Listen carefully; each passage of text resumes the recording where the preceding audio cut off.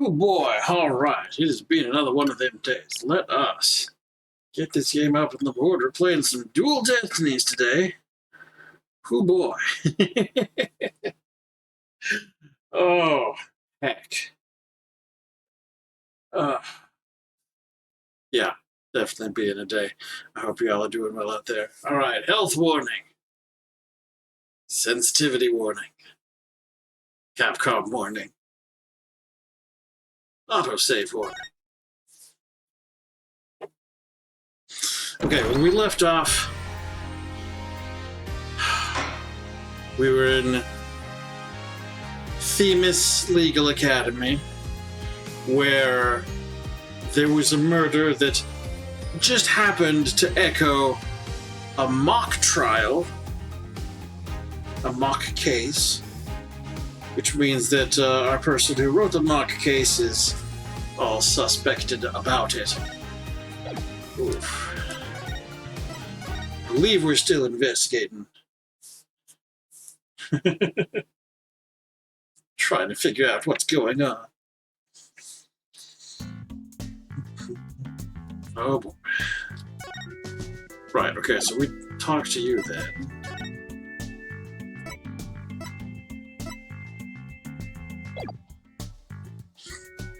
Tell me what we've been doing. Okay, we were going to meet Junie in the detention center. There you go. See how convenient the quality of life features are? October 24, detention center, visitor's room. Thana, thank you so much for coming. She called me Thana, like she used to. Maybe she's finally letting her guard down. Yeah, about that. All right, tell me about the script. Junie, crime's unfolding exactly like your script. Any idea what's going on here? We wanted to make it fair, so the script was kept secret until the day of the mock trial. And the only people who knew the details were Professor Court and I. None we haven't heard already so far. However... Yes? What is it, Junie? Well, there was this one article in the school paper. You mean this one? It's more like a tabloid piece than a newspaper article, if you ask me. I've been worried that the trial would wreck the friendship between Robin, Hugh, and me. She wants to stay friends, but both the guys are hoping to take it to the next level. Oh, the passion of high school drama. Wish I could have experienced it. And I know I shouldn't have, but I revised the script to favor the prosecution. But Professor Court noticed it immediately and changed it back. Ah, so if Robin had won, Hugh wouldn't have been able to confess his love to Junie. That would have kept the trio's relationship the same. Never knew Junie could be so devious. Sorry, I guess my personal problems probably won't be of any help in court, huh? You never know. Help often comes from the most unexpected places. Thanks, Juniper. Oh, good heck. I was wondering about that awl you had on you when you were arrested. Detective Fulbright, we found this in the suspect's pocket. What else? There's blood on this. That's evidence we made for the mock trial. A mock trial? Never heard of such a thing, but it sounds fishy to me. Real fishy. It was a murder weapon from the mock trial. Professor Court and I were prepping it in the art room until the day before the trial. I didn't even realize I still had it on me until I was arrested. Then we've nothing to worry about. There shouldn't be any way to link it to the crime. Still, That blood red color on the owl bothers me. Wasn't it just paint or something? I mean, I was looking at it from pretty far away, but it probably was just paint, but that's what bothers me. It wasn't on the owl when we were prepping it yesterday. It wasn't. Then how and when did it get there? Well, before the mock trial began, I showed Thane and Mr. Wright to the waiting room. Then I went back to my dressing room to get the trial props we were going to use. That's when I found the art room key and the owl with what looked like blood on it. Key? And the owl?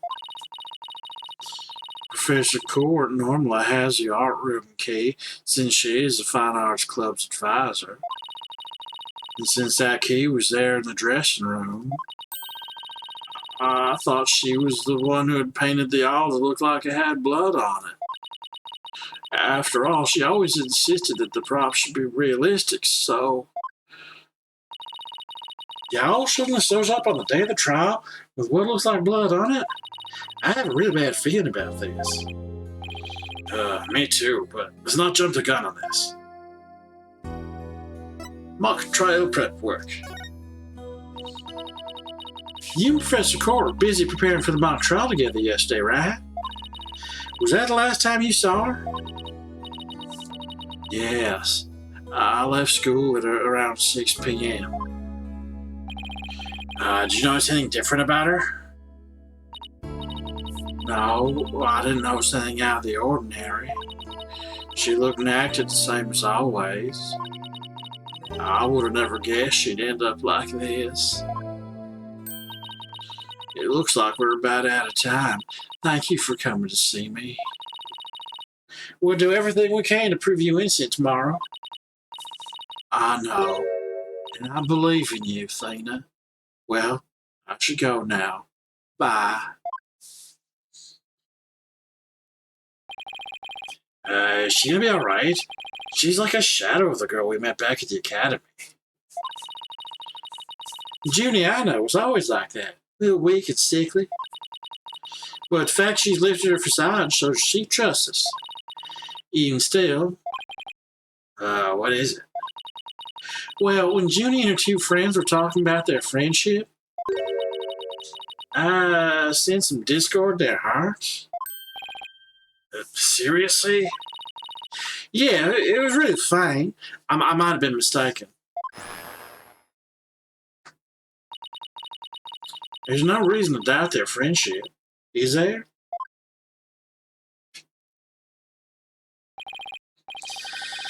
Don't worry. Everything will be fine.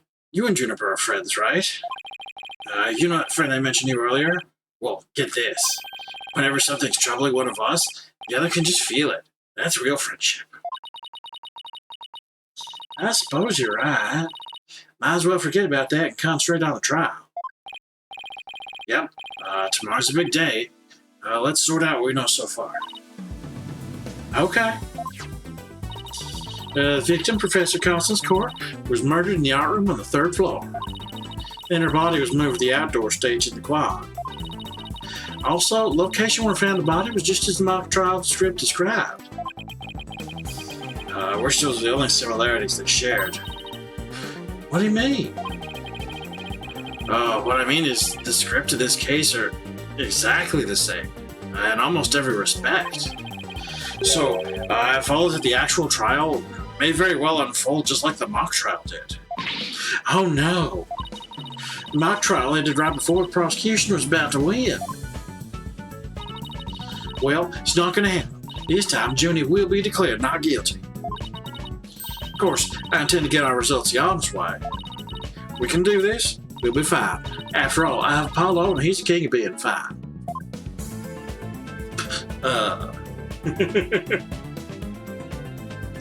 To be continued. Right now. Sure. Let's fry up some progress. Alright, continuing on.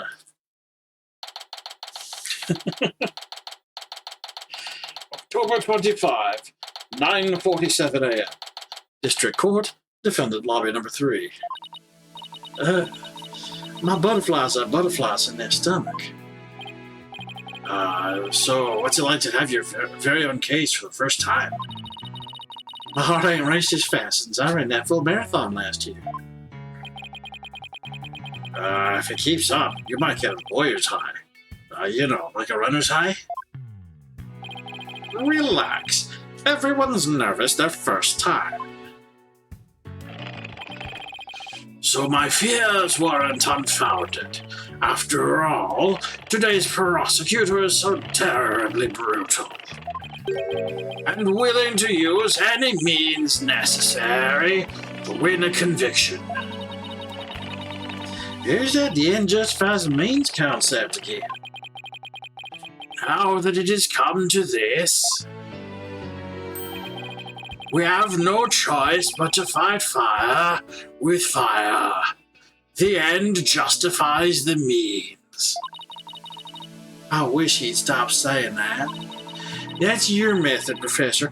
I'm gonna defend Juniper in my own way. But Miss Sykes, just yesterday you told me, as a lawyer, what is it that you treasure beyond all else? Well, that's an easy one, Professor. Seeking justice for my clients. But if this trial proceeds in the same manner and ends in the same way as the mock trial, would you not lose everything you've worked so hard to gain? Well, I'll just have to make sure that doesn't happen then, won't I?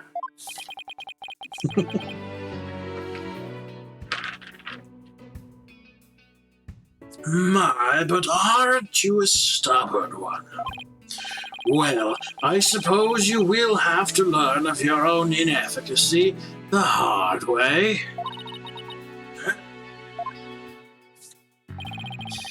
Forgive me, Professor Means, but can we just leave it at that? Oh dear, please forgive me. It's just, I wish to protect Juniper by any means I can. I do too, but now if you would excuse me.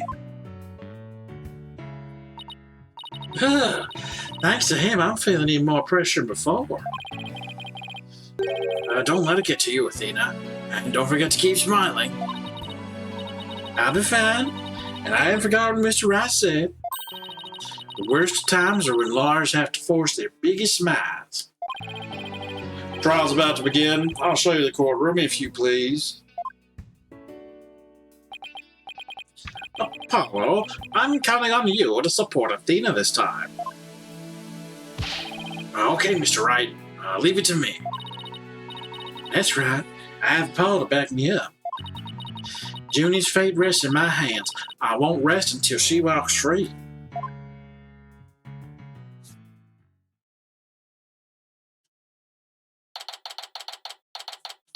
October 25, 10 a.m. District Court.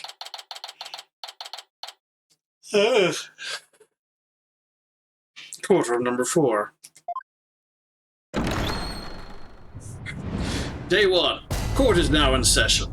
All rise. Court is now in session for the trial of Juniper Woods. Athena Sykes, the defense team leader is ready, Your Honor. I didn't sound very confident. You sure you're okay? I'll be fine. Your baldness. I know. As usual, you want me to deliver the opening statement. This case is crystal clear. I see no need to explicate it any further. Now, summon the witness.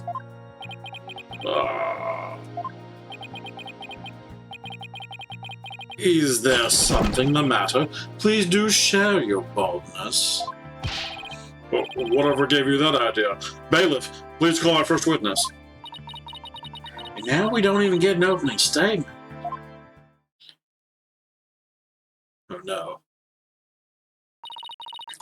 Detective Fulbright, he and Prosecutor Blackwell become quite the team.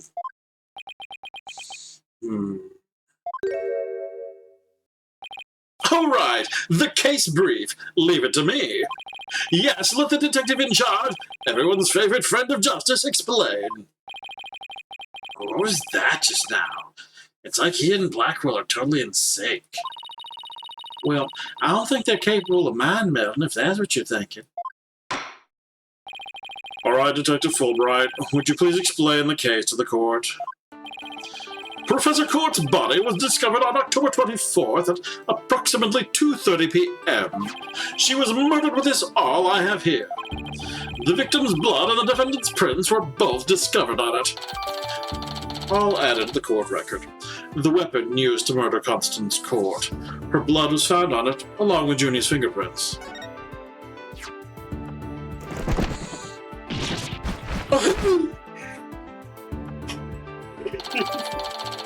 Court's autopsy report added to the court record. Estimated time of death, between 6 and 8 p.m. Cause of death, blood loss from a deep stab wound in the victim's side.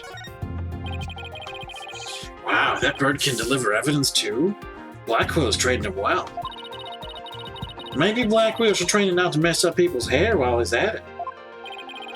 Moving right along, the body was discovered on the outdoor stage, although no blood was found there. However, we detected traces of a massive amount of blood in the third-floor art room. In short, the murder took place in the art room.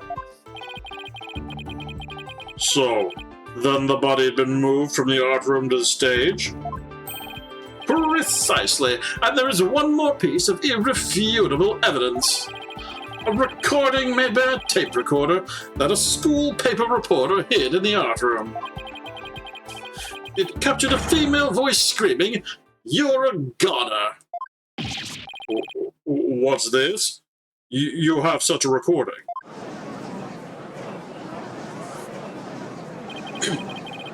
Must be that from that tape recorder Miriam mentioned. Why is this the first we heard of a death threat at the moment of the murder? Shush, shush, shush. Silence, please. I would like to play the tape for you now. Oh, no.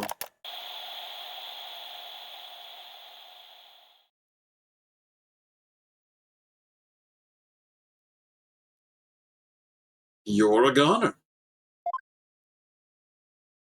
Okay. It is quite hard to hear. But the voice does sound female. Tape recorder added to the court record. Used by Miriam to secretly record the conversation in the art room. A woman can be heard shouting, "You're a goner." I completely forget what voice we gave to Miriam. That's okay. It'll be fine. The noise and low volume of the voice have made voice print analysis all but impossible. Then you haven't identified the voice as belonging to the defendant. Not so fast. After all, voice print analysis isn't everything. The victim was killed at night, then discovered in the afternoon the next day. The question is, when was the body moved? I know. It could have been moved in the middle of the night when no one was around. Sorry, but no. The campus was full of students that morning. However, no one reported seeing a body. That means the body was moved sometime before the mock trial when all the students and faculty were gathered in the lecture hall and the rest of the campus was empty. It was during this time Hugh O'Connor, one of the mock trial participants, found the body. So prosecution heard about Hugh seeing the body. Wait, one moment. If all of the students and faculty were gathered in the lecture hall, then there wouldn't have been anyone who could have moved the body. Have no fear, for there's always an exception. An exception. The 3 mock trial participants were standing by in individual dressing rooms. They were the only ones who had free access to the deserted campus before the mock trial. What? Then that would mean... what would that mean? Those 3 students were the only ones who could have moved the body. In justice we trust. I don't like where this is headed, Athena. Me neither. And by those 3, I mean Hugh O'Connor, Robin Newman, and Juniper Woods. I knew it. Please, Detective Fulbright, don't say what I think you're about to say. In justice we trust. I take it everyone understands now. The voice believed to be that of the murderer was female, and out of the 3 people who could have moved the body, just 1 is a girl. That leaves the defendant, Juniper Woods, as the only possibility. No! Impressive. He has you on the ropes even before any cross-examinations. You could at least pretend to be upset for me. A splendid job, Fulbright. That could not be any clearer. Feel free to anticipate a salary raise next month. I don't do this for the money. It's all about justice. In justice we trust. Not only a half-wit, but a perennial stick in the mud you are. I guess neither the carrot nor the stick works on Detective Fulbright. Now, bailiff, please bring our next witness to the stand. We get to cross-examine Fulbright. Oh no, it's her. Scuttlebutt. So, our first witness is a cardboard box. Yeah,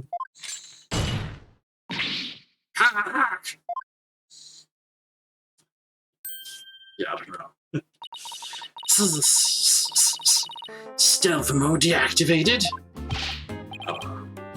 Oh my, the box has hands. Smile, Rano.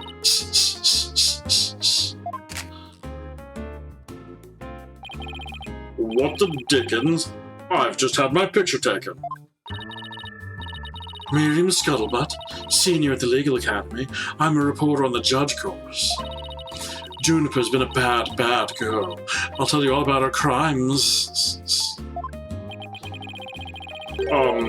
Might I ask whether you would come out of that box? How will I get any more scoops if I blow my cover? So the answer is no. After all, covert action is an undercover reporter's bread and butter.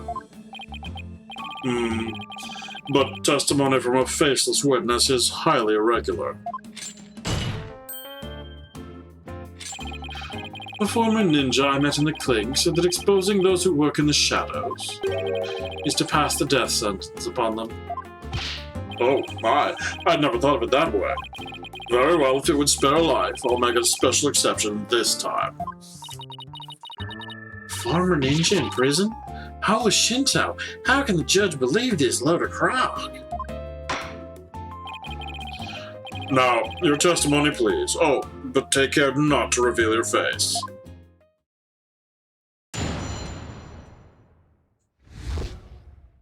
The similarity of the case and the script. The murder happened exactly like Juniper's mock trial script. Up until the mock trial began, only Professor Court and Juniper knew the script's content. But Professor Court's sudden decision not to use the script sparked Juniper's murderous rage. Juniper has to be the killer. She has a motive, and the murder is just like her script. The murder is just like her script? Could such a thing be true? Compare her script with the murder case and crime scene photos, then you'll see. This is so simple, even an ape posing a decrepit old judge could understand. Only the victim and the defendant were privy to the script. Ergo, the defendant is the killer.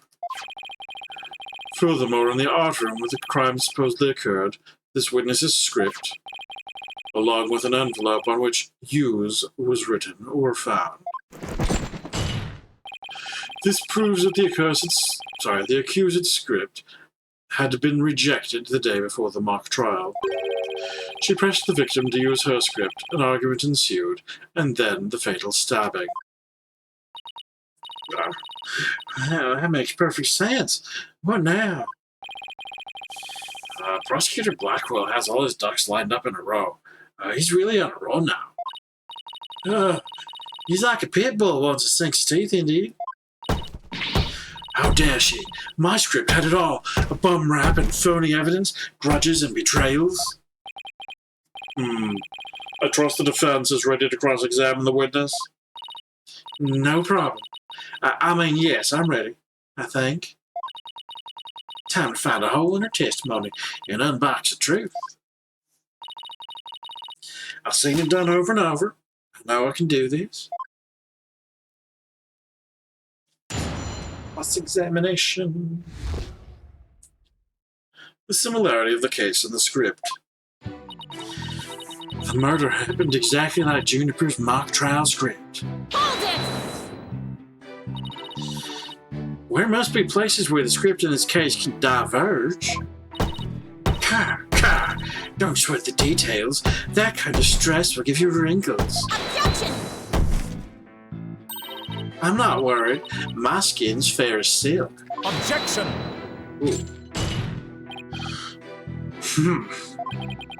Indeed, you are quite fair. Fairly desperate.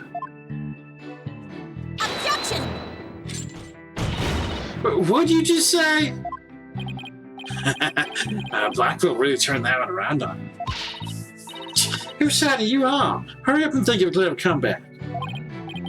Oh, easy there, Athena. Now, you listen to me.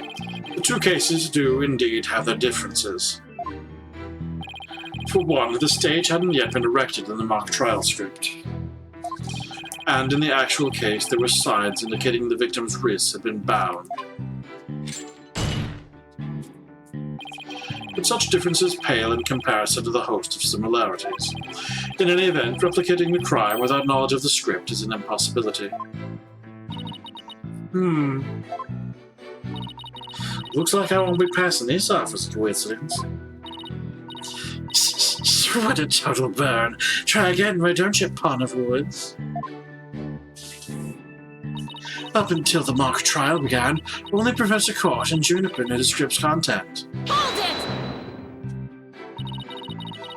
Somebody could have stolen a pig beforehand. Now, a question. That was only the one copy, okay. We saw these things. Oh, arrow. Borrowing one from the archery club could give away part of the script's plot, so it is possible that people would know, given that the fact that, anyway, interesting. Somebody could have stolen a pig beforehand.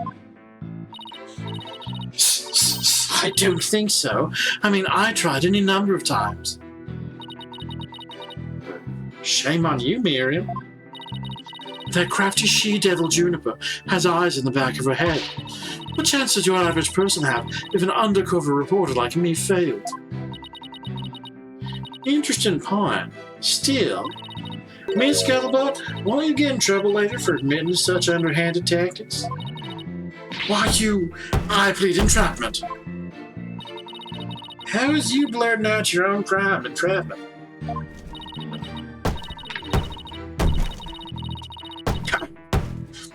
But you haven't scooped me yet. They were all set to use Juniper's script. But Professor Court's sudden decision not to use the script sparked Juniper's murderous rage. Hold it! How do you know that Professor Court wasn't going to use the script?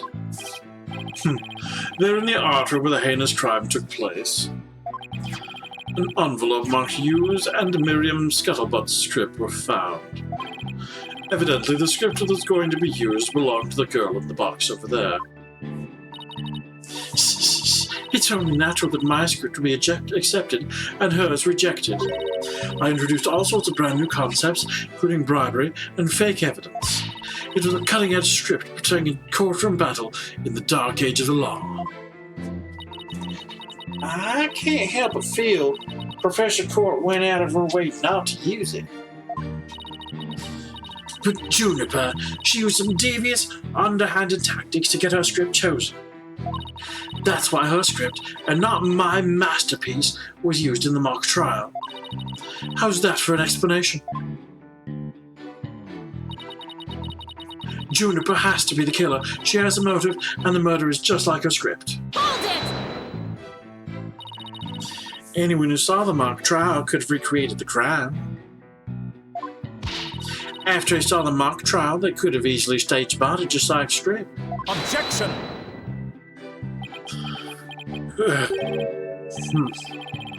Where is the trial which pits Hawk against Canary? Objection!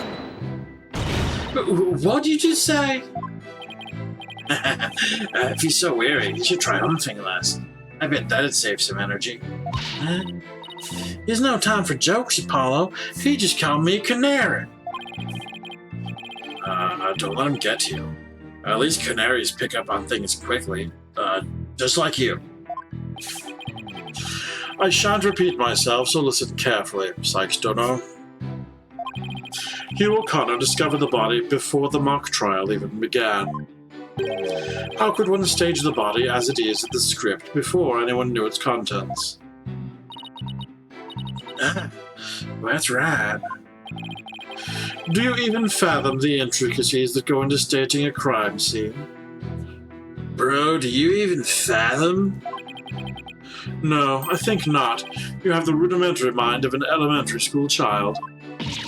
Elementary school? Reporter's testimony throws attorney Athena Sykes for the loop. A perfect caption. How marvelous. A photo in the newspaper is just the thing to boost your brand. In a school paper? Seriously? I believe you've pressed the witness more than enough, Miss Sykes. Now, do you see how clear-cut my case is? Take it now, and in that fair, desperate mind of yours. Etch it deep so you may never forget. No! No! Even my arguments get thrown back in my face. It wasn't supposed to be like this. What am I gonna do? Athena. You should just about have all the answers you've been looking for now. Huh? Think about it this way. If the killer knew the details of the mock trial, would they really commit the crime in the exact same way? I don't follow. Try to place yourself in the killer's shoes. I bet you'll discover an inconsistency if you do. I get it. Okay, she gets it. I don't know if I do.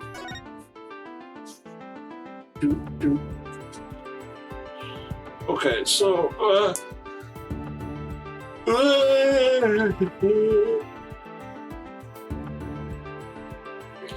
so first off, she's doing all these meetings with Hugh. I think that's, the arrow. School paper. The stage costume.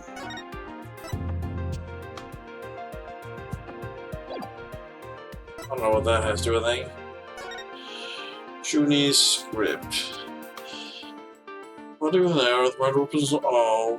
The arrow is inserted as a ruse. The actual murder scene was the art club. The body was dropped from the third floor art room in the maintenance area. Matched the electrical fall. Ball court then moved. The archery club's room was to get together quad. The body was moved to the quad to make it look like an archery club member who shot the victim with an arrow.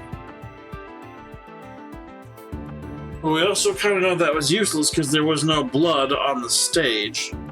So there's no making it look like...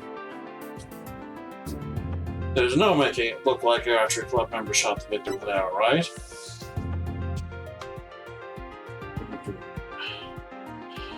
Sweatsuit.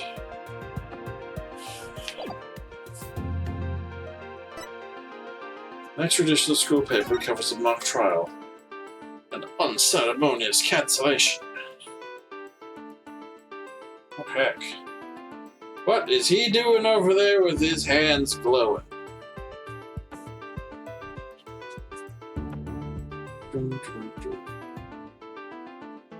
Why is that suspicious?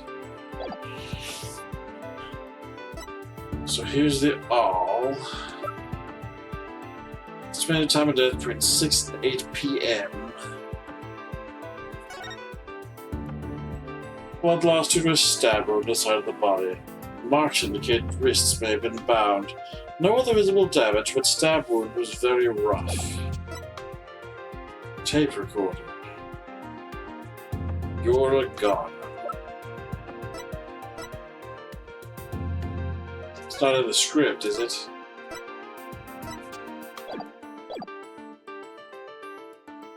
Hold on, okay. Also, October 23rd, 6 and 8 p.m. October 23rd. She's supposed to meet with Hugh on that date. Preferable trial final confirmation. That happened after. Ooh, that's interesting. Final confirmation? Like, as to which script would be used? That's kind of interesting that it happened after she died. Question mark. Anyway, thanks, Paul. Miss Scuttlebutt, just so we're clear, you're claiming that the killer intentionally made this crime scene look just as it was in the script? And that is beyond the shadow of a doubt not a coincidence, is that correct? No, duh. After all, it's just more evidence of Juniper's evil she-devil ways. Objection!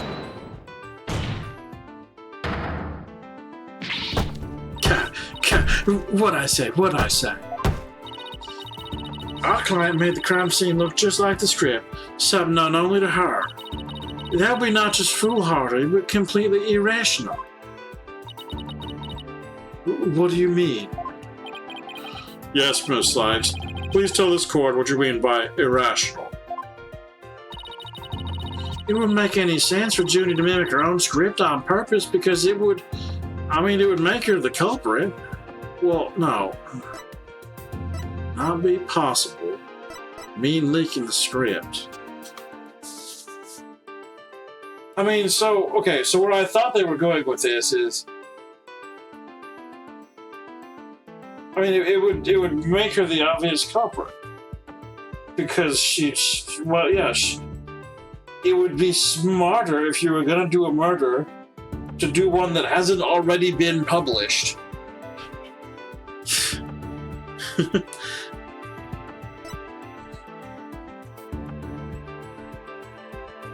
Yeah, it's like...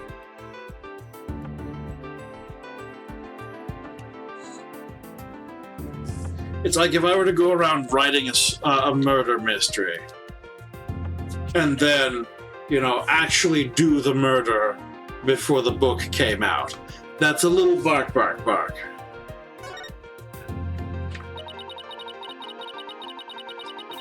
The murder scene was the same as it was in the mock trial script.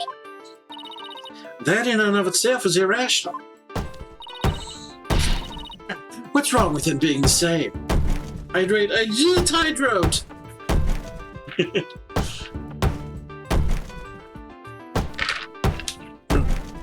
Thank you, Elder Smell. Back. Yes, Miss Sykes. Care to explain what you mean? Okay, let's say for argument's sake that Miss Woodsy is a killer. If so, then what reason would she have to intentionally make the actual murder mimic her own script? That's easy. She was admitting that she was the... Well, that's right. If she had really done that, it would have been like proclaiming to the world that she was a killer. So what we actually have here is evidence of someone trying to frame our client.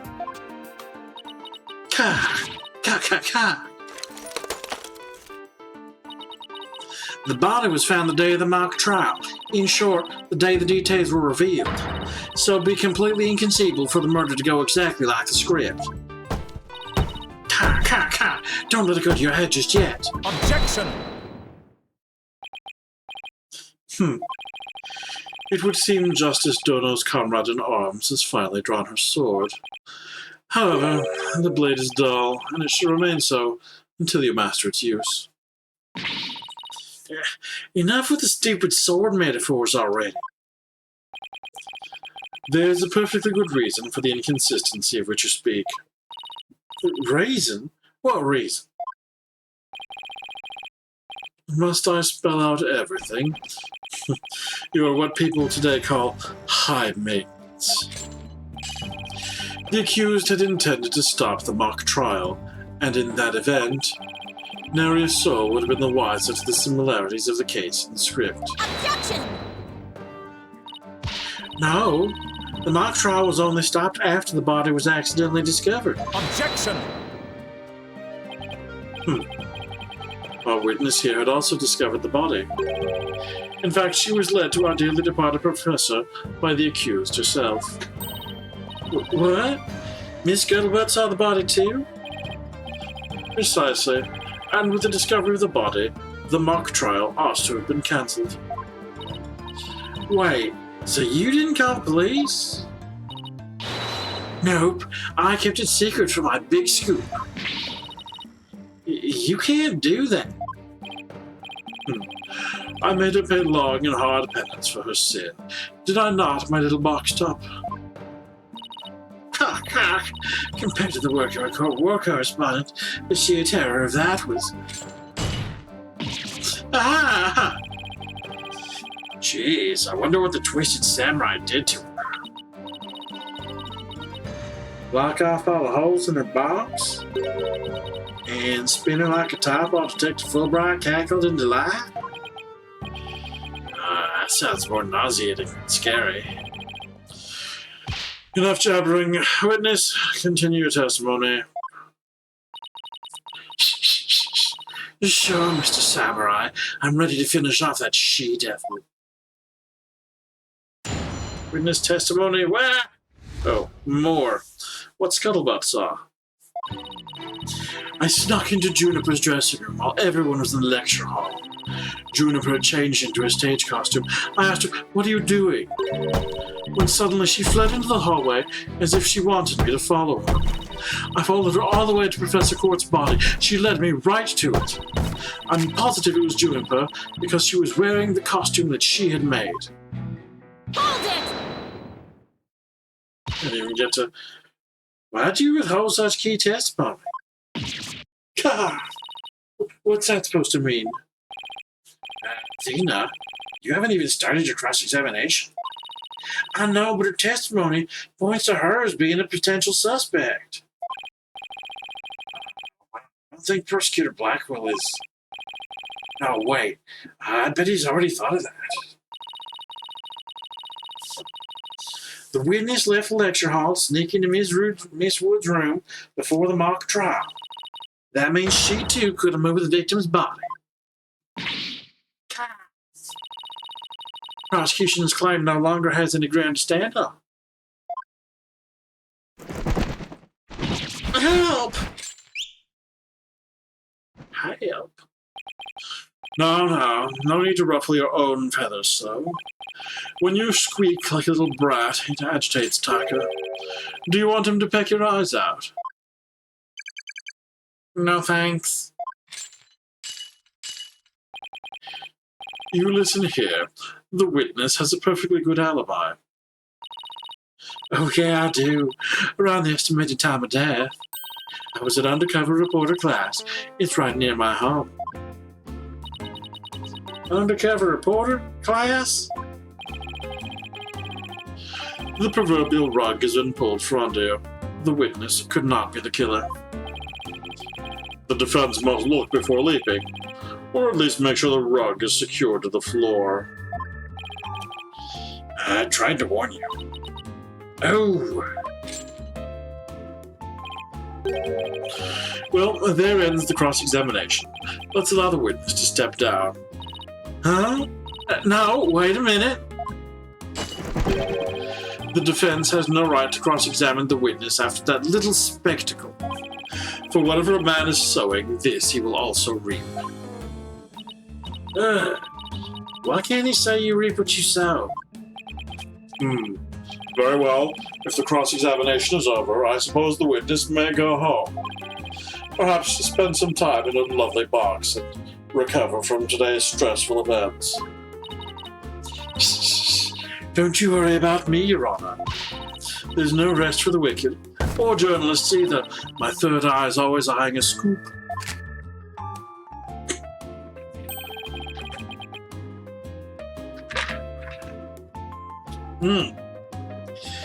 She's always eyeing a scoop? Well, back to the trenches. Bye-bye. Hold it! Not so fast, Miss Scuttlebutt. Apollo? There's just one thing I'd like to ask. Did you take a picture of the victim's body? And if not, why not? Well, that is... No, I didn't take one. Well, that's strange. Why wouldn't you take a picture if you're always eyeing a scoop?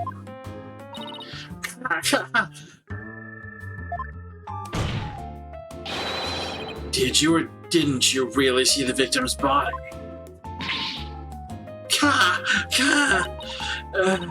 It's not like I actually saw it, but... What the devil? Did you hear that, Your Honor? The witness didn't actually see the body. That completely overturns the prosecution's claim that the witness was led to it.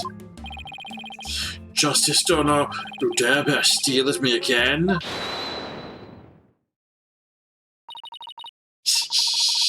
Nice try, boy wonder. So what if I didn't see the body? The fact remains that Juniper led me there. Feast your eyes on this.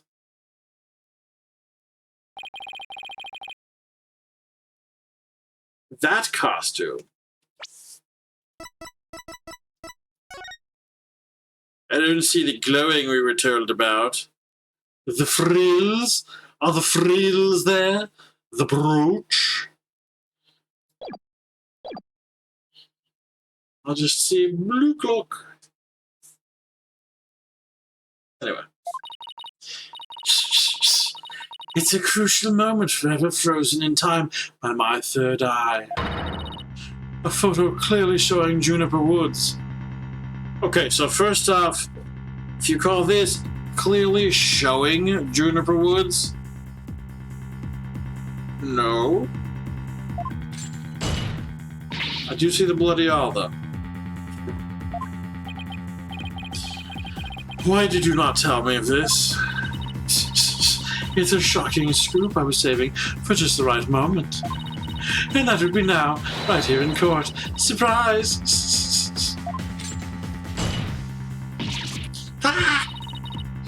What'd I do? All journalists keep their scoops secret until the right moment. She's pretty brave hiding it from Blackwell like that.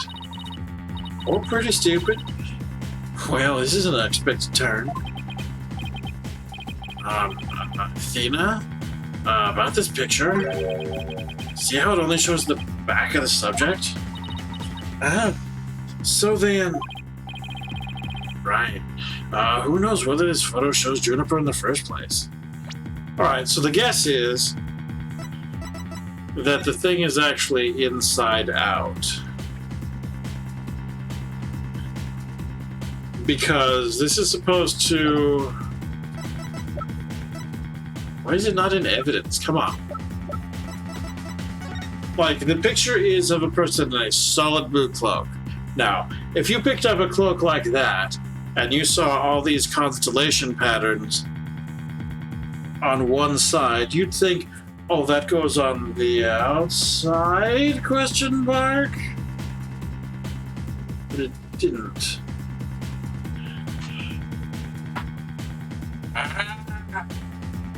They only glow from the inside, so they're like painted on the inside. And because we don't see them, it is inside out, question mark? Yeah. Or that just shows that we're not in the dark. I don't know. We'll figure it out. We'll see. Alright. Who knows whether this photo shows Juniper in the first place? Objection! A completely irrelevant point. What is relevant here is there was someone who did try to lead the witness to the body. Take a gander at this. The route by which the accused escaped.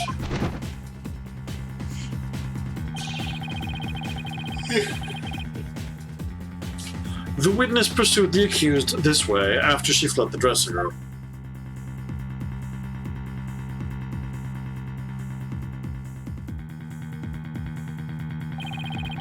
The accused descended to the first floor and exited the quad.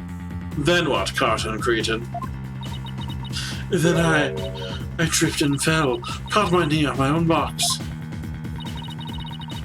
She stayed under her box even while running after someone? Sounds difficult. Recall that the body was already there, for Hugh O'Connor had already seen it. She was trying to show someone the body because she wanted to stop the mock trial. Ugh. If the facts have changed, that's all the more reason to cross-examine the witness. The defense has a point there. Very well, you may proceed with your cross-examination. Seems Justice Dono has saved your pretty little hide, Missy. For now, at least. Guess I pulled that off somehow. Thanks, Apollo. You're a laugh-saver. Incidentally, my compliments to the witness for her very fine box. It's primo cardboard, lovingly selected from among many. Ha! Tell another lie or hide another fact from me, and I shall put it to the torch. Ha! Ha! Please, anything but that. I think it would be more eco-friendly to recycle it, but that's just me. All right, Miss Sykes, you may cross-examine the witness.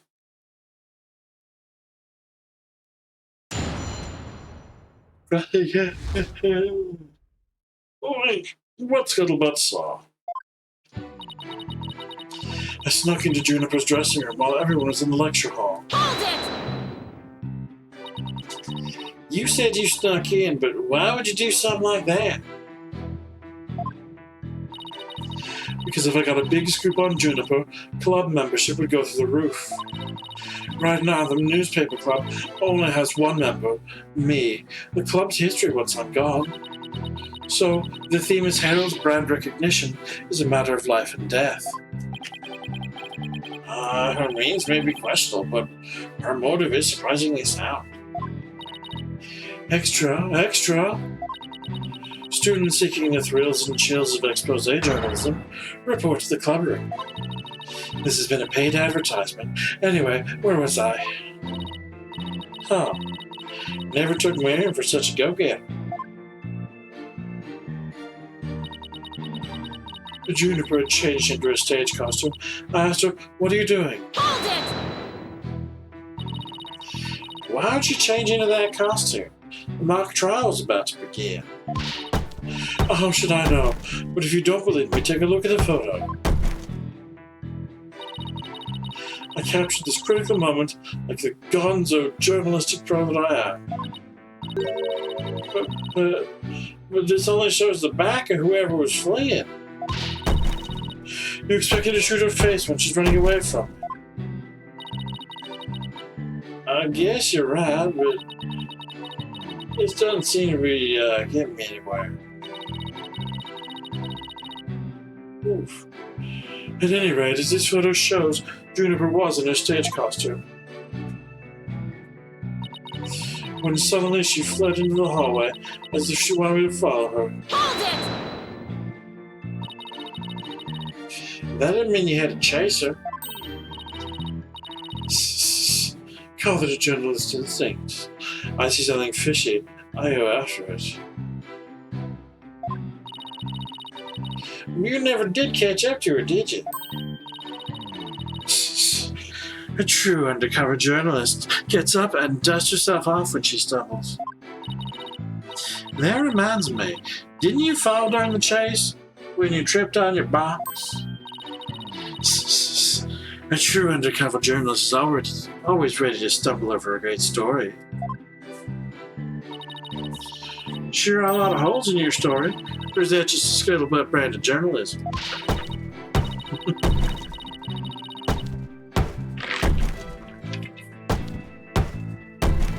Oh, God, stop! A true undercover journalist always prevails against her adversaries. I followed her all the way to Professor Court's body. She led me right to it.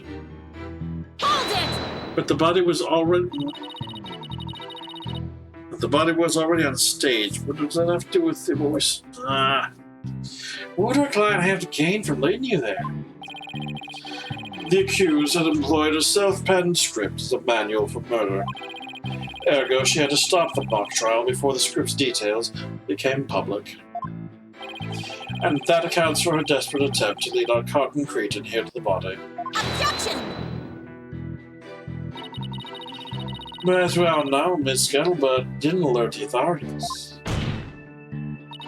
And as a result, the mock trial began as scheduled. Objection! The issue here is not whether it was, in fact, halted. The fact remains that the accused was trying to lead the witness to the body.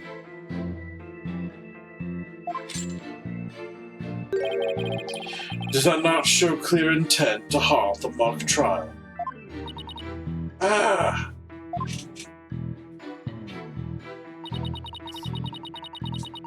I'm positive it was Juniper because she was wearing the costume that she had made. Inside out. Or Hold it! You say it was our client? You say it was our client because figure your witness was wearing her costume? Now this costume was public?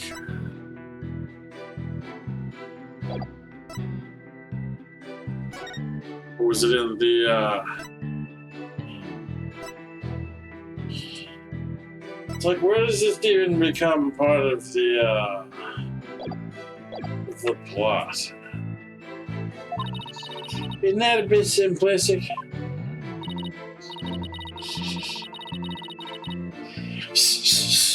It's only as simple and clear-cut as a good piece of journalism should be.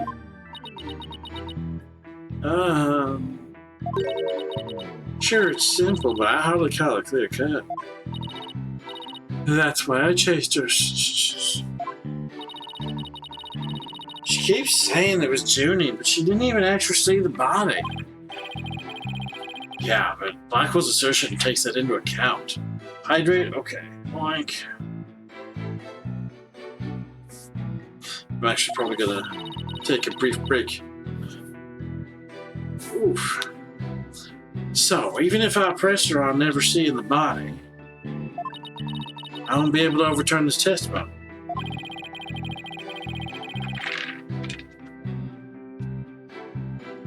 Well, whoever it was fleeing, Miriam never did see their face. So I'm wondering why she thought it was Juniper. Try thinking along that line and see what you come up with. Well, costume. Okay, alright. We're going to take a short break here. Y'all can do likewise. Get a drink, do some self-care, whatever you might need. We'll see you back here in about 5 or so minutes. Bark, bark, bark. Good boy, alright. You're all back. Okay, so let's go back to this stage costume.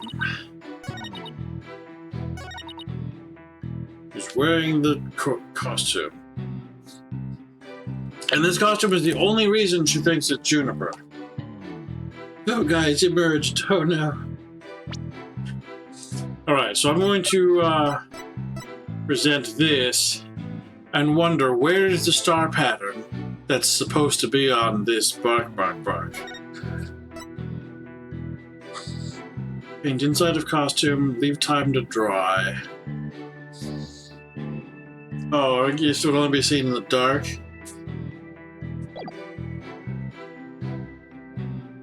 Also, what is this? There's a key on there, as well as the bloody awl.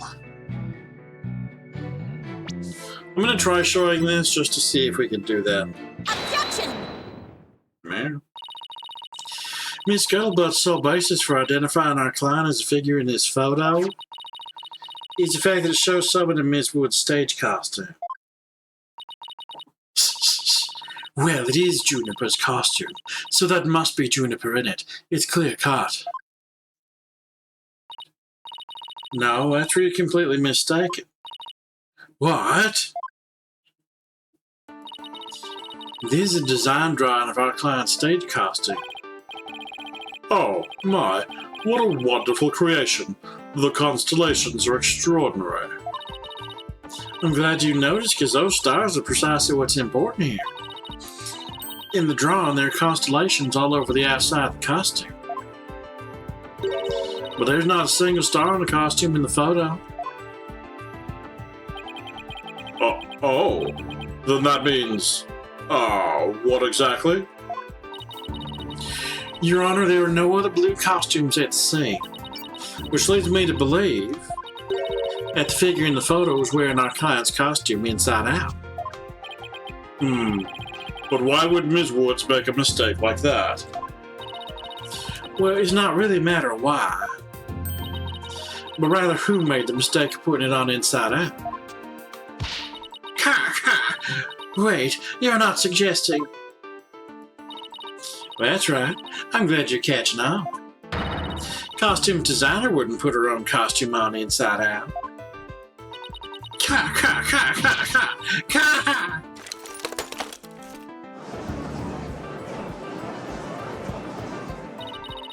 Sorry, Miss Scuttlebutt, but doesn't believing you had a scoop and you really didn't make you a failure as a reporter?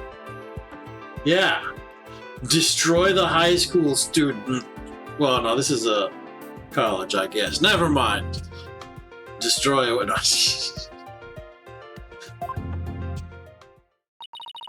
Failure as a reporter.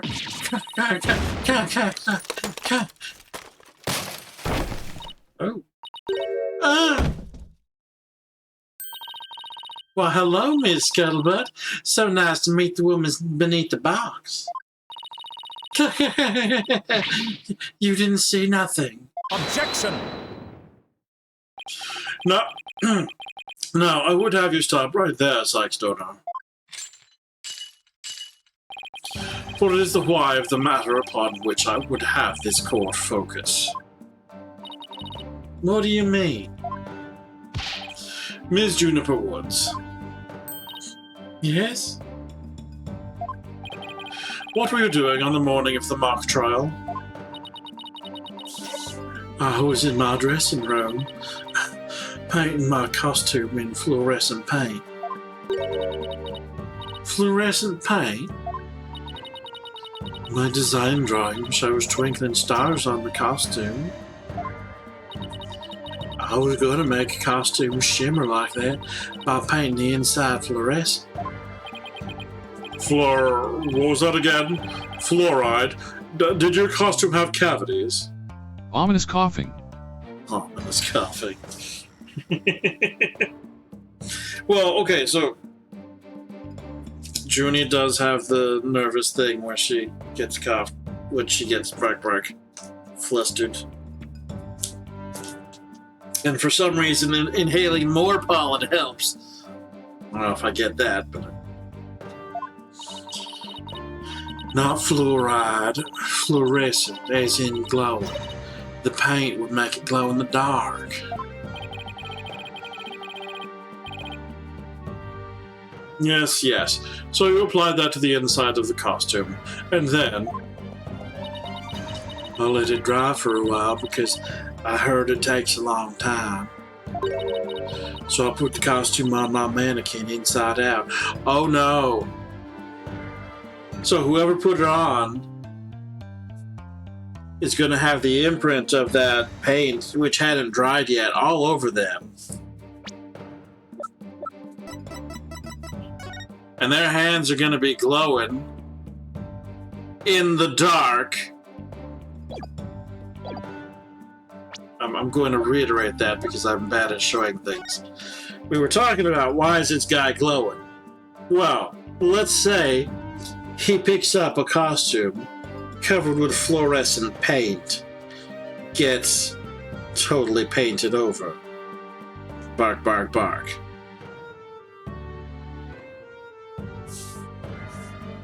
Shenanigans.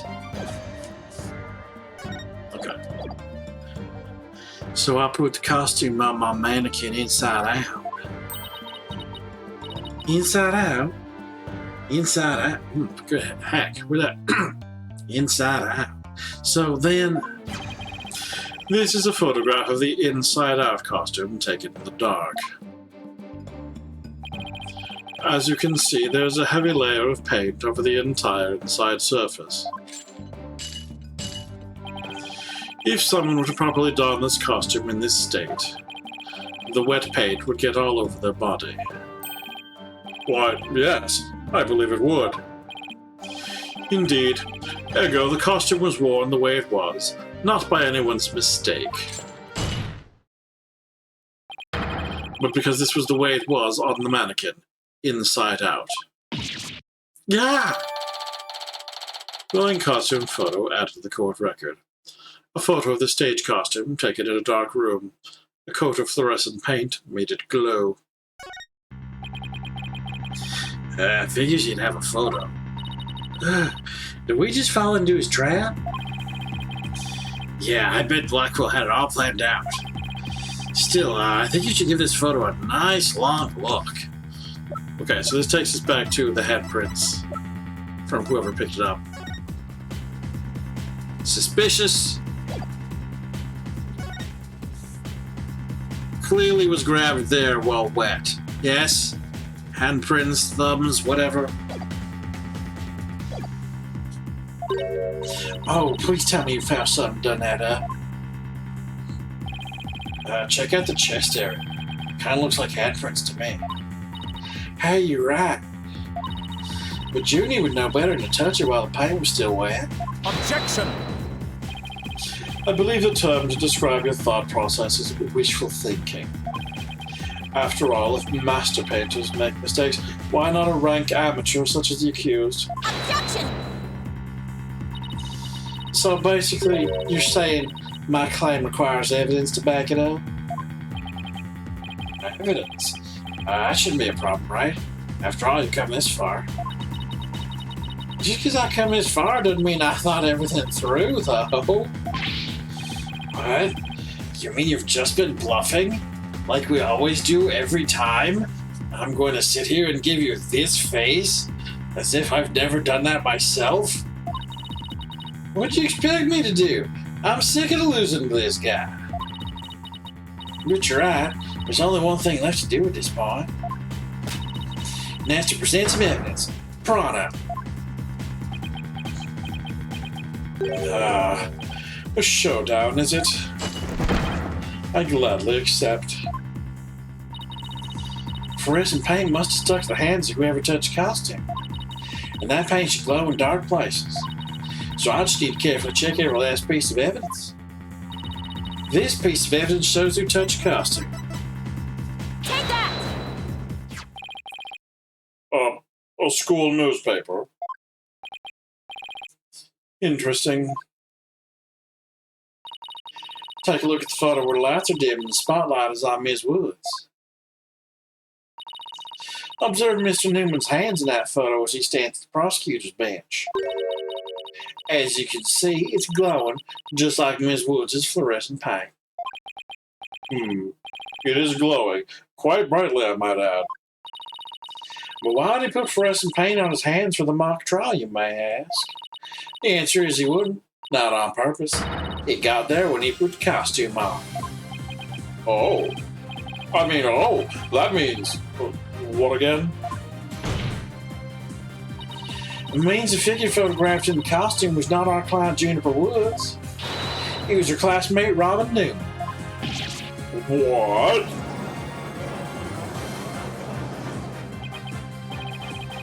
To think you were actually able to prove that. Well, you never know what's going to happen next. It's the thrill of the courtroom. So that... does that mean Robin is our man? Well, that's certainly how it looks. Very well. Robin Newman it is. He's here in the gallery, I trust. Show yourself. I challenge you to a duel. Duel?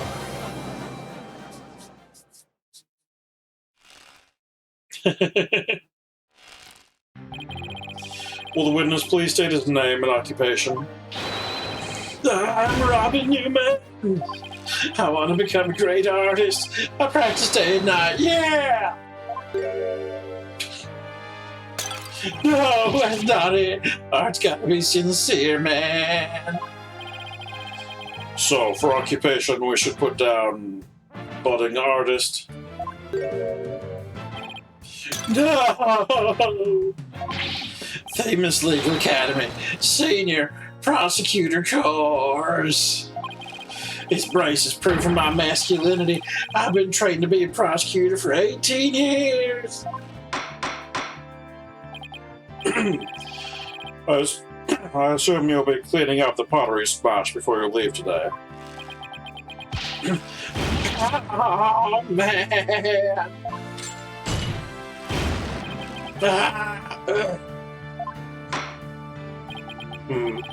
It seems the witness has finally settled down. I guess nothing faces the judge after all these years. You may proceed with your testimony, Mr. Newman. Specifically, the court wishes to hear why you had fluorescent paint on your hand. Witness testimony. Why I touched the costume. It's fluid to talk the way he does.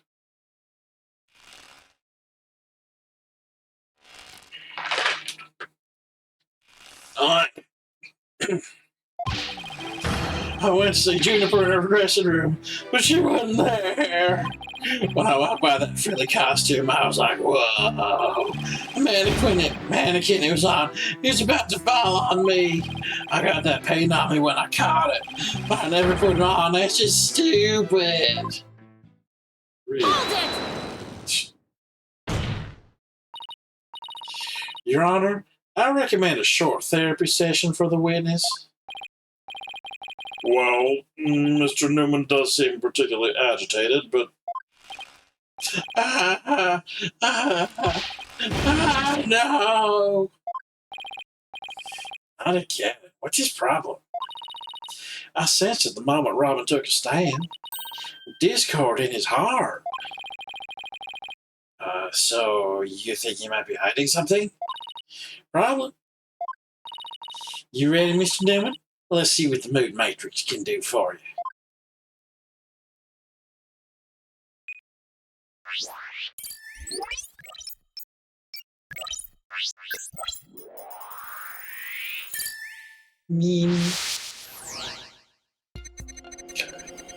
I went to see Juniper in her waiting room. She wasn't there. When I walked by that frilly costume, I was like, whoa! The mannequin it was on, it was about to fall over.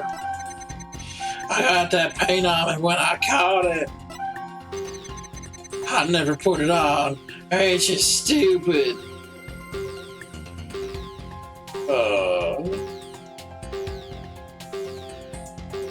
Interesting. I don't see anything obvious. He had to catch a mannequin as it suddenly started to fall over. Even I can guess this one. The most natural response would I be surprised. Apollo's right. So maybe I should try focusing on some other emotion.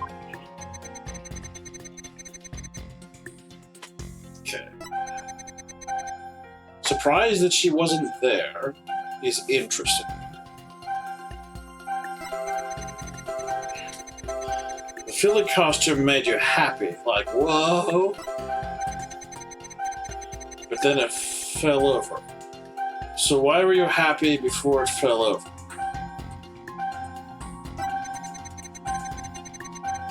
Got that paint on me when I caught it.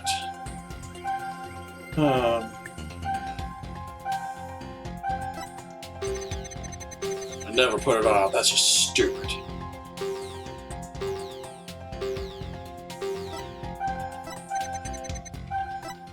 Okay, I'm gonna question this happiness. This is the weirdest thing in here.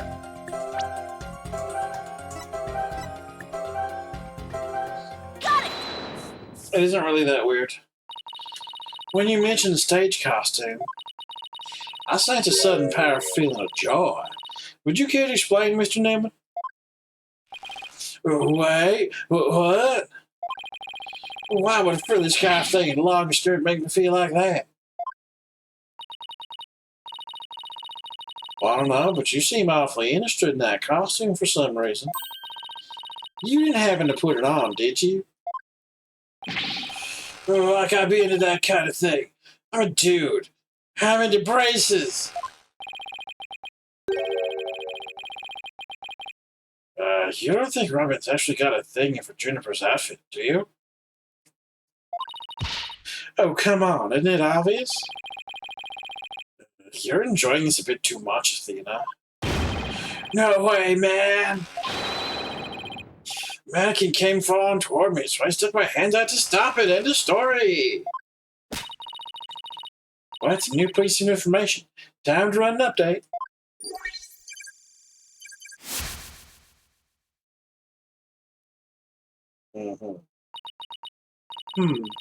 Even after that update, something just doesn't feel right here. Do I have anything to prove his statement contradicts what really happened? Okay,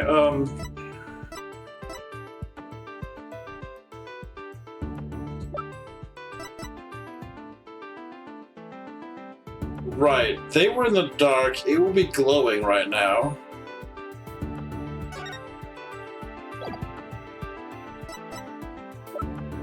It would be glowing right now.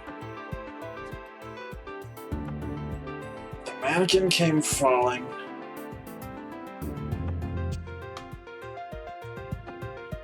Wait, frilly scarf thing and a long skirt? Wait, what frilly scarf thing?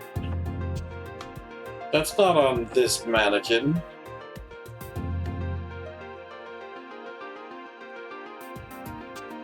Yeah, none of the frills. Nothing that is being spoken of is here. This is just...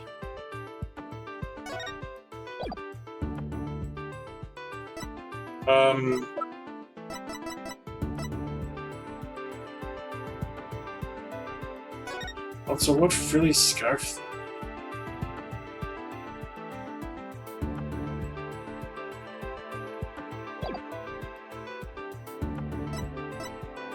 Okay, so I know what's messed up, but I don't know what I'm actually showing as contradictory.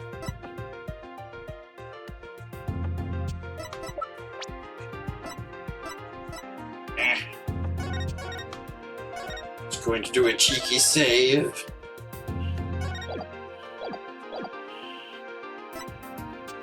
Alright, I'm going to try showing this. And if it's not this, I'm going to try showing that. And if it's not any of that, then shenanigans. Take that! Nah.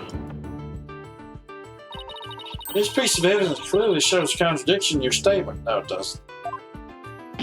No way, man! The only contradiction that thing shows is your existence! Ugh. I object to that statement. Okay, so maybe I should compare when he caught the mannequin against the evidence. Do I have anything that could prove his statement contradicts what really happened? Like it should be glowing. Take that! You said the mannequin came falling down towards you, so you stuck your hands out to stop it. If so, And the fingers of your hands wouldn't point outward like this. Oh yeah. That is, better evidence. The thumbs are out here. Well, that's not what the handprints show. In fact, this looks more like just your thumbs and the base of your palms. Why in the world would I leave such weird handprints? You know why. You left them when you went for just a shot. You left when you went to just a scarf after putting it on. Just like the model in this drawing. Whoa! Why don't you just admit it, Mr. Newman? You did put the stage costume on, didn't you? And you really do like Miss Wood's clothes, don't you? Fine, I meant to put in the costume on. But I don't like girly clothes, man. Yes, new information to plug in. Time for another update. You just go around outing people as trans in public courtrooms. Which would totally be... I stuck in knowing the costume was in there. My heart was pounding even though I'm a guy. See the denial. And I saw it. It was even more amazing than I imagined. I was like, whoa, I'm a guy. But I got all excited.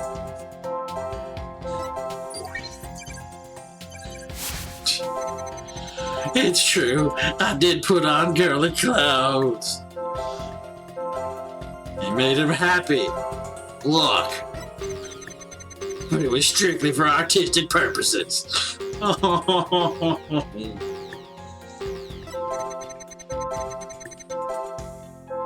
So why the sadness here? Why the distress?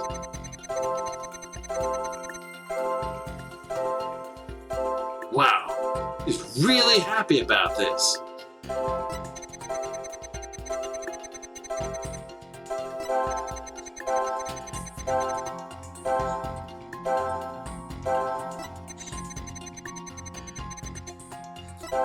Okay, so heart was pounding. Okay, so why are you happy here?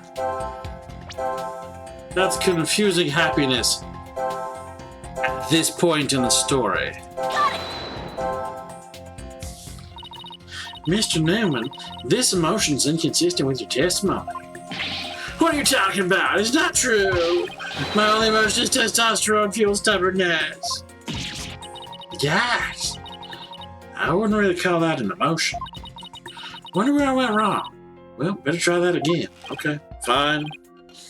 Bring it on. A million times you're a billion. I don't care.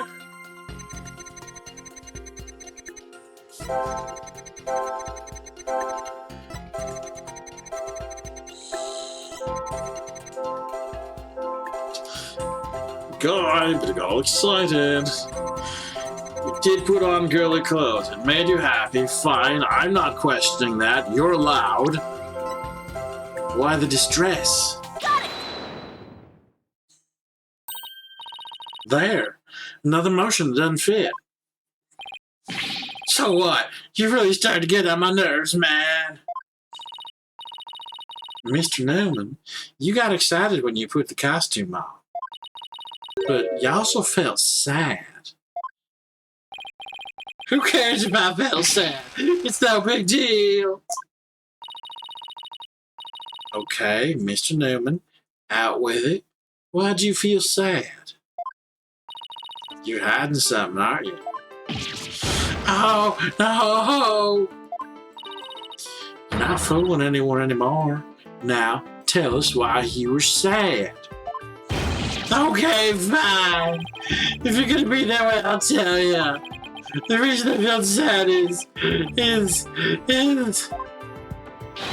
No matter how much I dress up, I'll never be as pretty as Juniper. Well, No offense, but his habit of shouting at the top of his lungs doesn't exactly help. No, that's not it. I totally own those girly clothes. They should have been totally pretty. But there's something that keeps getting in my way. Wow, that's a whole lot of anger and raw emotion right there. His heart is crying out in pain. His emotions are out of control. Out of control emotions? We saw those during the Ninetales Vale incident. People being upset, that only ever happens in court. So, all you have to do is find the source of his uncontrollable anger, right? Right. Help me look for a conflict between his statements and the images we see. If we can find that, we can wrestle him away. If we can find that, we can wrestle him away from whatever's tormenting. Mr. Newman said there's something getting in the way of him being pretty. Something doesn't go with girly clothes. But what could that be? Fine, I'll testify, man.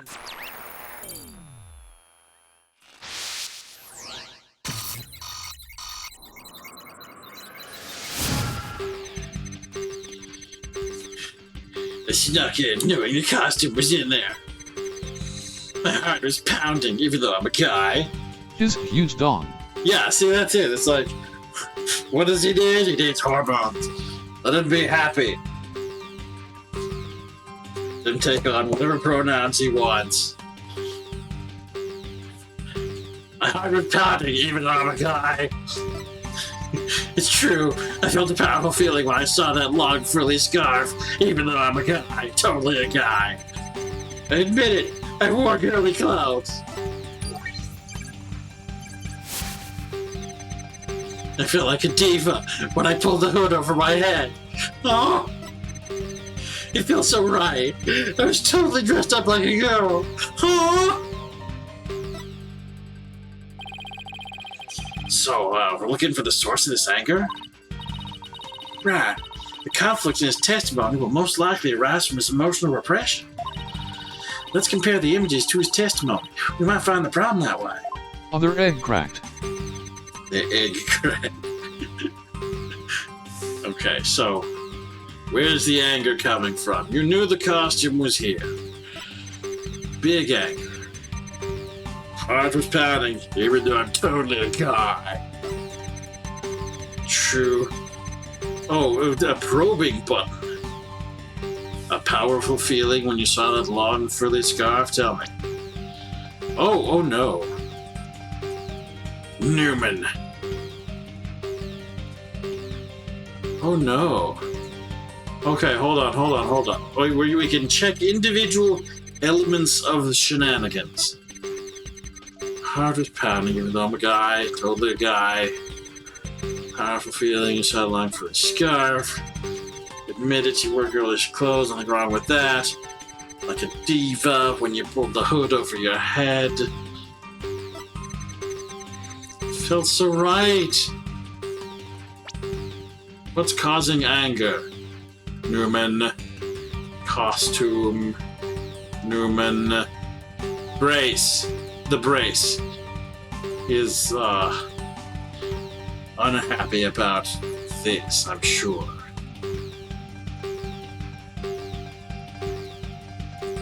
Got it! Mr. Newman, you feel a great deal of anger towards your brace, don't you? Is that what you feel is holding you back from being as pretty as you think you should be? What? Mr. Newman, truth is, you really want to take that brace off, don't you?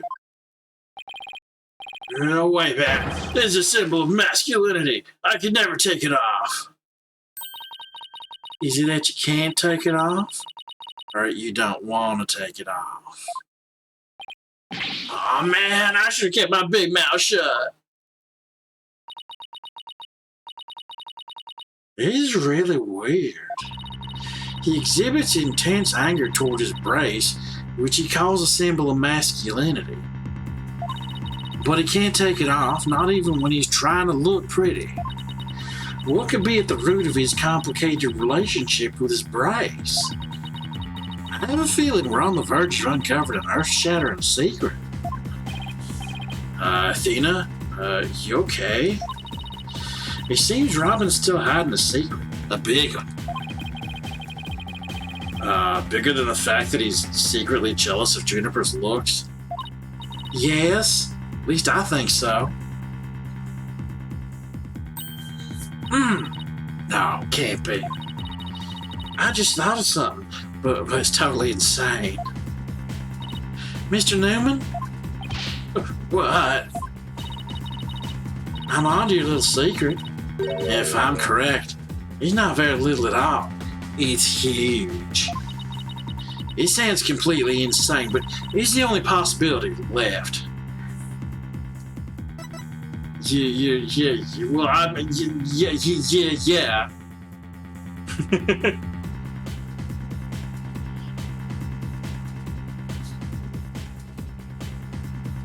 He's a girl who wants to be a girl. We've known this already. Kind of. Or this is going to be played as insensitively as possible, isn't it, though? Alright. Mr. Newman, or should I say Ms. Newman? You are and have always been a girl. What? Have you lost the plot, Athena? No, I'm completely serious. I don't have any direct evidence, but after Robin's heart is shouting out loud and clear. Hold it! I still think you've totally lost it. Apollo, have you not even been paying attention? Even if this wasn't going in the direction that this game is probably going to take it, it should be fine the way that we're taking it in the first place. I mean, Robin reeks of testosterone. How could he possibly be a she? Apollo transblind. People can use as many pronouns as they like, no matter how many testosterone they have. I, for one, have never seen a girl who shouts like a maniac all the time.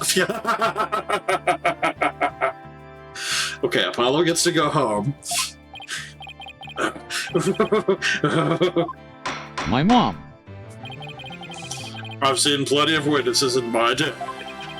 But if he's a she, then she's the most convincing actress I've ever encountered.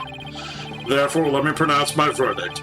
Robin Newman is without a question a man. Don't do that, Judge.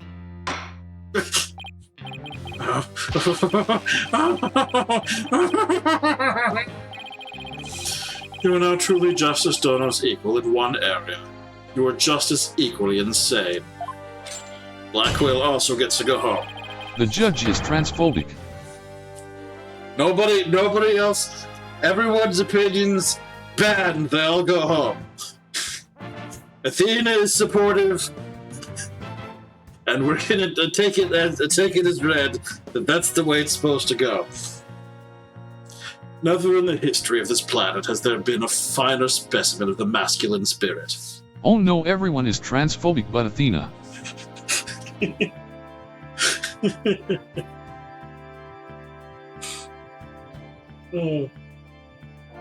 Oh no, did it eat one of the TTSs? That's not good. Whole court is arrested. Okay, yeah. Never a finer specimen of the masculine spirit.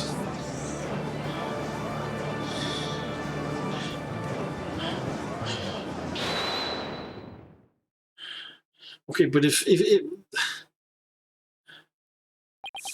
Oh... Ah! Okay, if this brace pops and there's like 7-foot boobs under it, I'm gonna go home. If you guys are done talking about me, I'm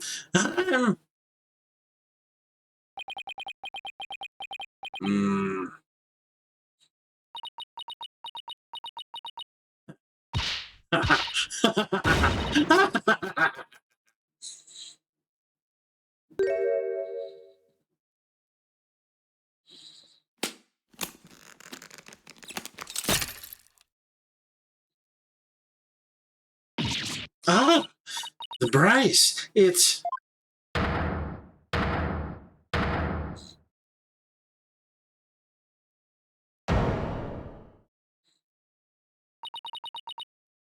Miss Sykes? Okay, so this is okay. Miss Sykes? No. Allow me to call you Athena. I wanted to keep this a secret at all costs. But no. No way! Nah. Surely this must be some kind of jest. No, it's for real. I'm a girl, body and soul. If you don't believe me, I'll give you P-E-E-K. As if. What an amazing transformation. Well, all the Discord's gone. The image is now complete.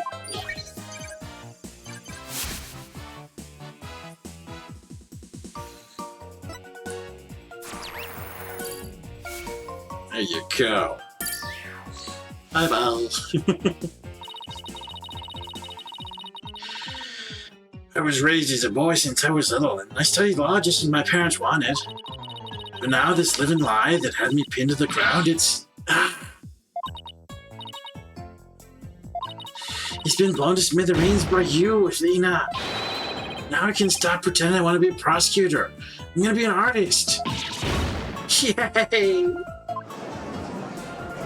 And still be a prosecutor. Probably not a good idea, but... Order. Order. What a shocking development. He really did turn out to be she. Why's everyone looking at me like that? I feel like a movie star or something. But no paparazzi, please. I value my privacy, okay? Why? Hurrah! No pics of your credit, man! I'm just imagining things, or is Robin even more hyper now than when she was here? I don't know. Maybe it's because she finally got her troubles off her chest. Literally. This is all well and good, but does he being a she actually change anything? The fact that the witness is actually a girl does change things. Because there's now a piece of evidence we must reevaluate. Very well. Let's see what the defense has for us now. What piece of evidence must we reconsider now we know the witness is a girl? The tape-recorded evidence. Take that! This is what I'd like the court to reconsider. Oh, the tape recorder. The one that recorded the threat, "You're a goner." That's right. We've already established it's a female voice in the recording.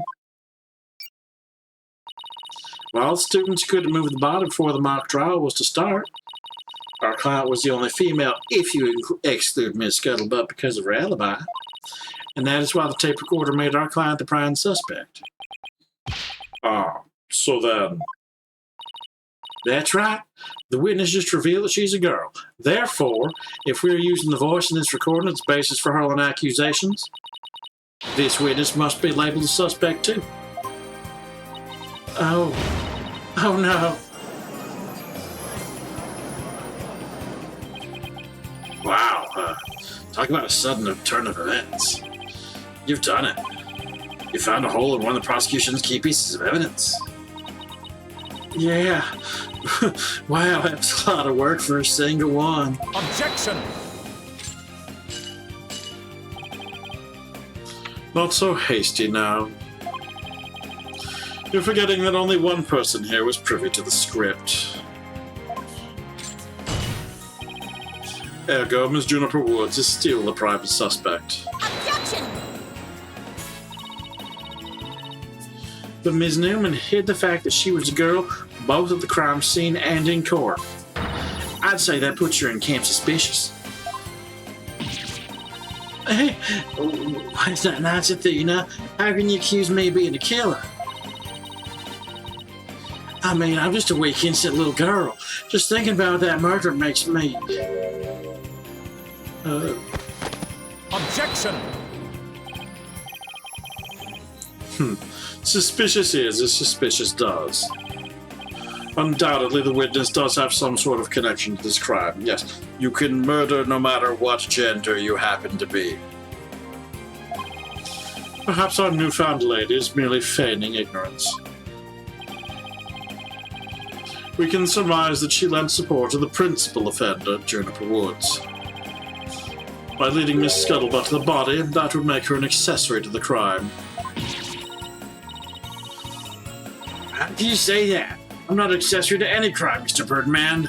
Objection! Birdman. In any event, with the witness as an accessory, it explains quite a bit, does it not? Objection!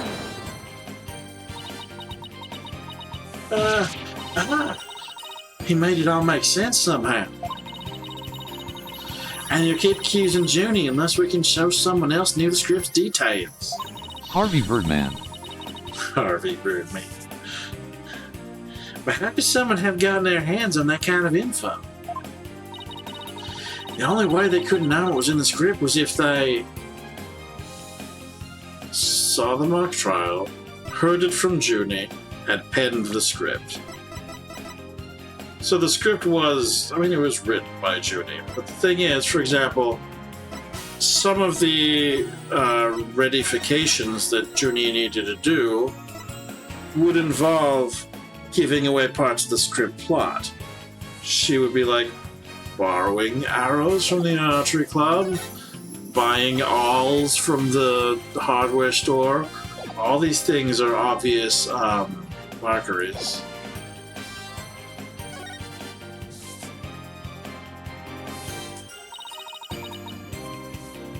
Sorry, Junie, but you're not gonna like this. Our client may have leaked the script's details to someone. What the devil? And I know I shouldn't have, but I revised the script to favor the prosecution. Oh yeah, that too.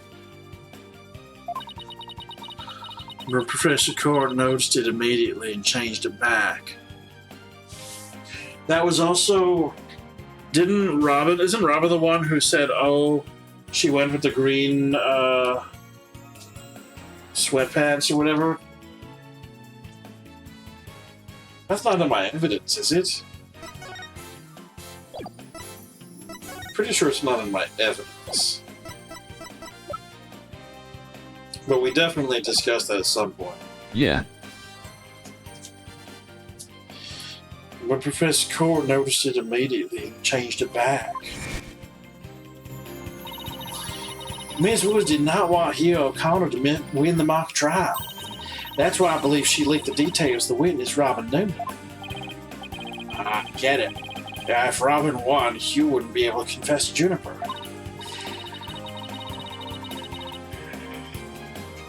Right. Junior's probably trying to keep their friendship from becoming awkward. Oh, how could you, Thena?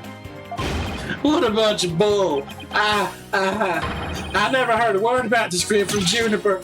Never, ever. Objection! You sure? Can you look me in the eye and swear you didn't? P.A.D. Athena, you don't have any evidence.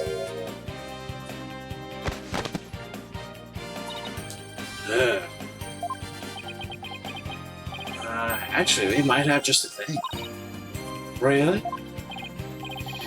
Yeah, one of Robin's lines I read when we were reenacting the mock trial. Here's a shot of the crime scene. Ironically, it was Professor Court who posed as the corpse. Her forehead.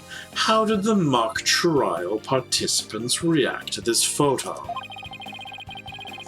Mr. Newman was surprised by what Professor Court was wearing. Robin said, oh, the green sweatsuit. S-U-R-E, I might have said that, but so what? Well, think of it this way, Athena. Yeah, Which way exactly? If I told you that I'd be wearing a blue suit today, but then showed up wearing what I've got on now, what would you say? Oh, the red suit. I think I got it. Your Honor, we have evidence proving that Ms. Newman knew the contents of the script. Defense moves to present said evidence to the court. Very well, Miss Sykes. Present away. This evidence proves that Ms. Newman had prior knowledge of the script's contents. But we just determined, I don't know if we know what's in the book.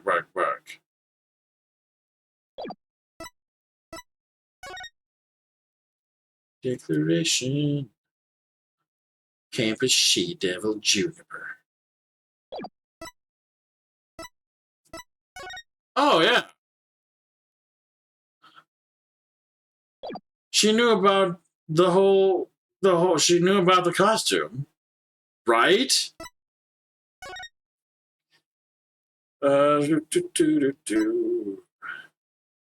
Also, we've seen nothing indicating what the costume has to do with anything we've seen in the trial.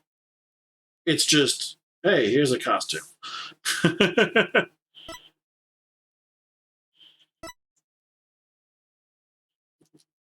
Oh, yeah, there you go. Sweatsuit. Victim's outfit will be a red one from the prosecutor course.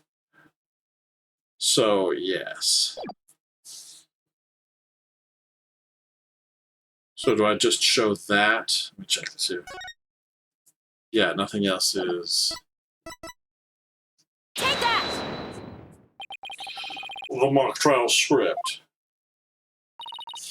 Ms. Newman, during the mock trial, you were shown a photo of the victim's body. And reportedly, you reacted by saying, oh, the green sweatsuit. Oh, yes, I said that. What's your point? You seem to have some issue with the green sweatsuit, and I think I know why. Proof is in the script, specifically on the things to prepare page. Sweatsuit, victim's outfit will be a red one from the prosecutor course. You're surprised because the sweatsuit in the photo was green.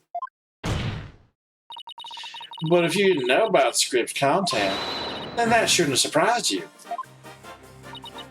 No! I thought we were friends, Athena. How could I have been so blind? In light of her privileged knowledge, I move to declare Ms. Newman a suspect, Your Honor.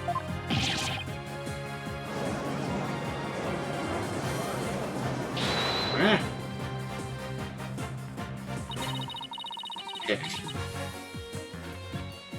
Totally missed what the judge said there. If knowing script details makes me a suspect, then there must be others beside me. I mean, someone else could have also seen Professor Court's note. Professor Court's note? No? What note? Professor and Juniper working together to prepare for the mock trial. Only one copy of the script was made to prevent it from being leaked. Well, that's kind of inconvenient, right? You're not seriously going to suggest... I don't know where I'm going anywhere. But it's the truth. Professor Court did do exactly what you're thinking. She did write down the proceedings and the truth behind the case. But she did write a note to herself about the props and details about the victim's BODY. Is this really true, Ms. Newman? If you don't believe me, send the police over to my house. Your house. Tell them to check the pictures on my camera. I thought it might give me an advantage. So I took a picture of the note. I'd say she's telling the truth. Wait a sec. If there's a note with details about the body, that means there are others who could have made the murder look like our clown script. Yes, I believe you're right. Apparently, this case isn't clear-cut as Prosecutor Blackwell would have us believe. This new revelation blasts a big fat hole in the prosecution's case. Oh, Objection! Bully for you, Missy, but don't think this spells victory. Why not? The battle is still young, and my blade is now fully drawn. Are you telling us that you're fully erect at this point in time? Between it and my next witness, your life will be forfeit. So, put away your wooden sword and show me what you're truly capable of if you wish to live. You want it? Don't worry, I will bring it. Except you're not. I already said I want nothing to do with this trial. Now, Juvenile, it's not a matter of what you want, for you will cooperate, O'Connor. Prosecutor Blackwell, why have you called this witness? You will recall that the day before the mock trial, in short, the day of the murder, the accused testified that she left for home at around 6 p.m. Yes, my notes here do confirm that fact. Right. Our client wasn't at school at the estimated time of death, so she couldn't be... Objection! Yet that was but a felicitous lie. Or am I mistaken, golden boy? I've no intention of saying anything more. Now, if you'll excuse me. Hold. I am not through with you yet. Huh. It seems the rogue prosecutor has it out for me. Leave, and we just might discuss you know what. No, wait. One little statement and Mr. Cool loses it? What's that all about? I changed my mind. I'll stay and testify. Are you sure, Mr. O'Connor? The word of a genius is as good as gold. Let's get on with this. Hugh O'Connor, senior at Themis Legal Academy, lawyer course. How's that? Just fine. Your testimony then, if you please. You're up against the top of the class now. I'd be careful if I were you. I know Junie would never lie like that. That papa schoolboy won't know what hit him.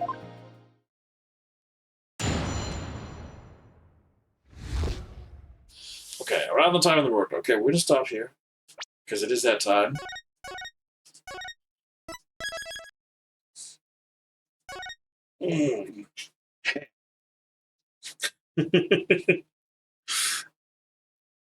Alright, so that was a whole fun shenanigans.